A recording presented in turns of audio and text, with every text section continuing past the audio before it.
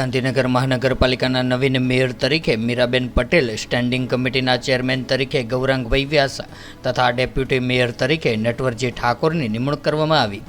ગાંધીનગર મહાનગરપાલિકાના mayor, deputy mayor તેમજ standing કમિટીના ચેરમેન સહિતના હોદ્દેદારોની 2.5 વર્ષની ટર્મ પૂરી થતાં નવીન હોદ્દેદારો માટે છેલ્લા કેટલાક દિવસોથી રાજકીય ધમાસણ જોવા મળી રહ્યું હતું. ત્યારે ભાજપના હોદ્દેદારો દ્વારા આ મુદ્દે પોતાના પસંદગીના ઉમેદવાર માટે રીતસર ખેંચતાણ જોવા મળી હતી. ત્યારે ગઈકાલે મોડી સાંજે શરૂ થયેલી પાર્લામેન્ટરી બોર્ડની બેઠકમાં પણ રાત સુધી કોકડું ગૂંચવાતા સસ્પેન્સ યથાવત રહ્યું હતું. ત્યારે આજે મળેલી સામાન્ય સભામાં ભાજપ સંગઠન દ્વારા સીધો જ મેન્ડેટ મોકલી આપવામાં આવતા સૌના આશ્ચર્ય વચ્ચે વોર્ડ નંબર 10ના કાઉન્સિલર મીરાબેન મિતેશકુમાર પટેલની ગાંધીનગર મહાનગરપાલિકાના નવા મેયર તરીકે વરણી કરવામાં આવી હતી.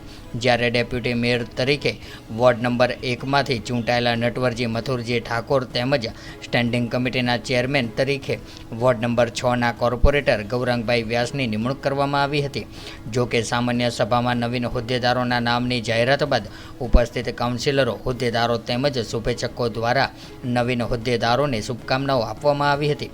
અત્રે ઉલ્લેખનીય છે કે આજે મળેલી મનપાની સામાન્ય સભામાં નવા મહિલા મેયર, ડેપ્યુટી મેયર અને સ્ટેન્ડિંગ કમિટીના ચેરમેનની નિમણૂક પૂર્વે મુખ્યમંત્રી, પ્રદેશ ભાજપના પ્રભારી અને પ્રદેશ પ્રમુખ વચ્ચે બેઠક યોજવામાં આવી હતી અને તેમાં નિરીક્ષકો દ્વારા તૈયાર કરવામાં આવેલી પેનલ અંતર્ગત ચર્ચા કરવામાં આવી હતી.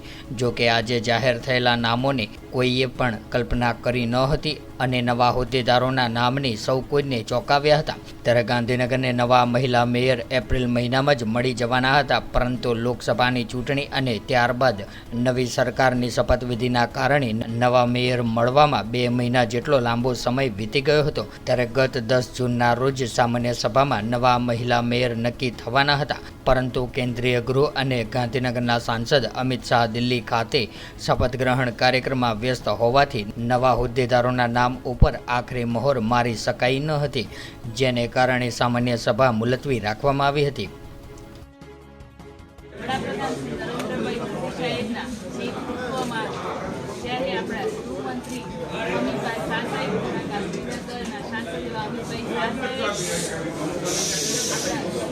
મુખ્યમંત્રી શ્રી ભૂપેન્દ્રભાઈ પટેલ સાહેબ તથા શ્રી આર પાટીલ સાહેબનું ખૂબ ખૂબ આભારી છું. જ્યારે મને પાર્ટીએ મેયર તરીકેની નિમણૂક કરી છે અને મેયર તરીકેની જવાબદારી આપી છે, ત્યારે હું આગળ પણ 2.5 વર્ષમાં મિતેશભાઈ મકવાણા મેયર હતા ત્યારે એમને પણ ખૂબ સારી કામગીરી કરી છે અને હવે 2.5 વર્ષથી જમવા પાછળ પણ ગાંધીનગરનો સર્વાંગી વિકાસ કરી.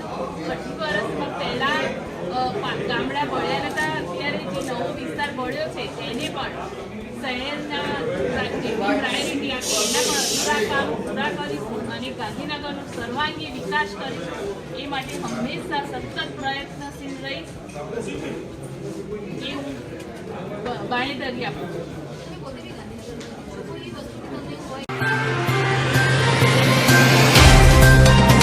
तो व्हाट्सएप, ट्विटर, फेसबुक, इंस्टा जहाँ भी आपका अकाउंट है, इसे शेयर बटन के द्वारा वहाँ पर शेयर करें.